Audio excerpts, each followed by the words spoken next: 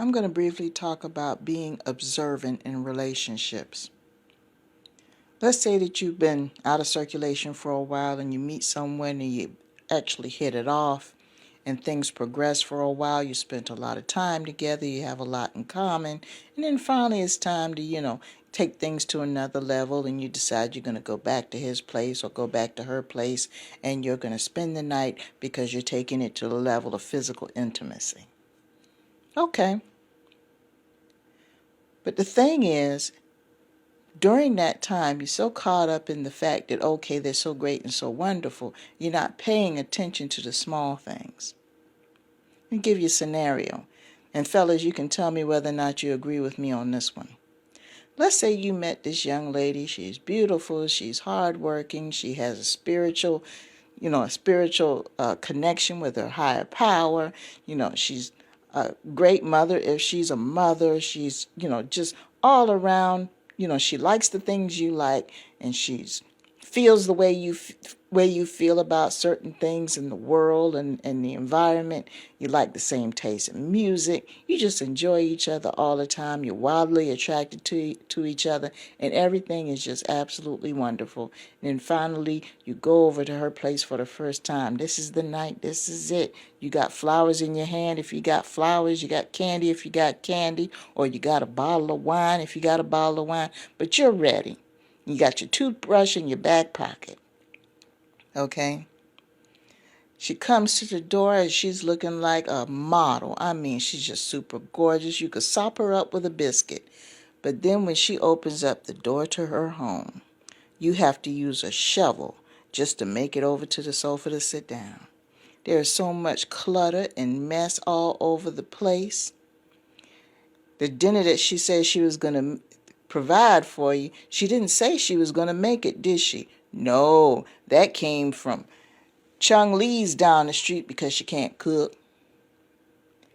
Everything's a huge mess in the house, and let's say you're the type of guy you like to have a clean house because you like to take care of things. Things came hard for you when you were coming up, so whatever you get, you take very good care of them. You're probably even thinking about keeping this woman forever.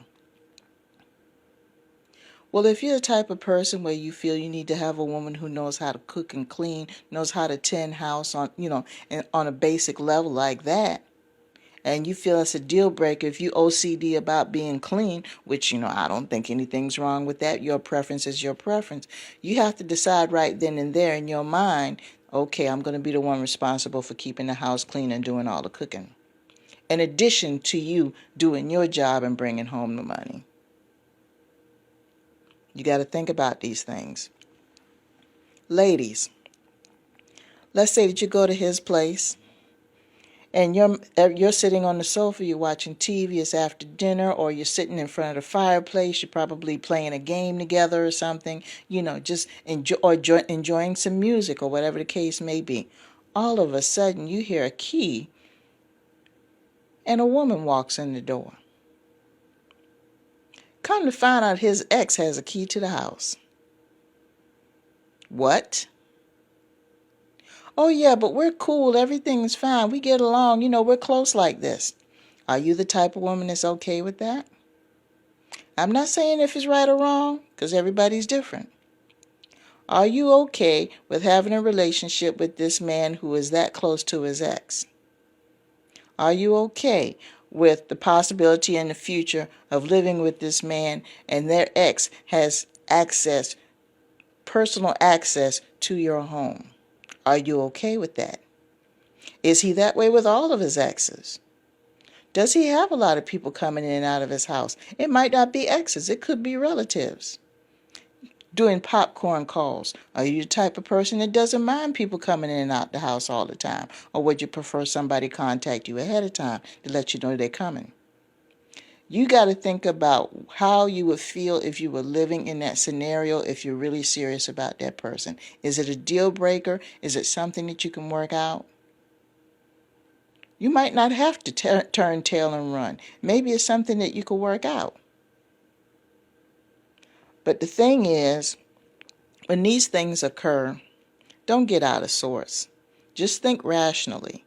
Know what your deal breakers are before you get involved in a relationship. It took me many years to find out what my deal breakers were, because I spent so many years having low self-esteem and accepting the attention from the wrong people. I just wanted someone to pay attention to me no matter how it was.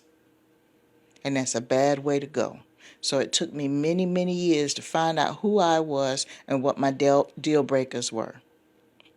Now, there's some things that could be negotiated, yes, but there are some things that flat out no, regardless. So don't let the feelings of affection and companionship cloud your judgment to the point where you've forgotten about your deal breakers, because it can cost you in the future. Just saying.